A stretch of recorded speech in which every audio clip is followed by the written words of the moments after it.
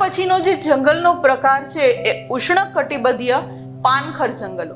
પેલો જે આપણે જોયો જંગલનો પ્રકાર એ હતો ઉષ્ણકટિબંધીય વરસાદી જંગલો, કારણ કે ત્યાં 12 માસ વરસાદ પડે છે. જ્યારે આ જંગલો છે એને પાનખર જંગલો કહેવામાં આવે છે.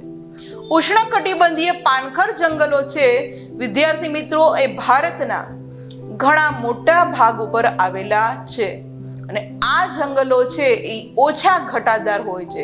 જ્યારે વરસાદી જંગલો આપણે જોયા હતા ઉષ્ણકટિબંધીય એ ખૂબ ઘેઘૂર અને ઘટાદાર હતા, પણ આ ઉષ્ણકટિબંધીય પાનખર જંગલો છે ઓછા ઘટાદાર હોય છે, પણ ભારતના મોટા ભાગ ઉપર આ પ્રકારના જ વૃક્ષો આવેલા છે.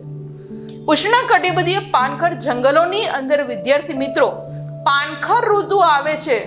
આ પાનખર ઋતુ દરમિયાન વૃક્ષો છે પાંદડા ખેરવી નાખે છે. એક હારે જેટલા આ જંગલોની અંદર વૃક્ષો આવેલા છે એક સાથે આ પાનખર ઋતુની અંદર વૃક્ષો ખેરવી નાખે છે, જેના કારણે આ ઉષ્ણકટિબંધીય પાનખર જંગલો છે એને ખરાઉ મોસમી જંગલો એવા નામે પણ ઓળખવામાં આવે છે. કારણ કે પાનખર ઋતુ આવે છે ત્યારે આ ઉષ્ણકટિબંધીય જંગલોના બધા જ વૃક્ષો એકી સાથે પાંદડા ખેરવી નાખે છે, જેના કારણે આ જંગલનું બીજું નામ ખરાઉ મોસમી જંગલો એવું આપવામાં આવ્યું છે.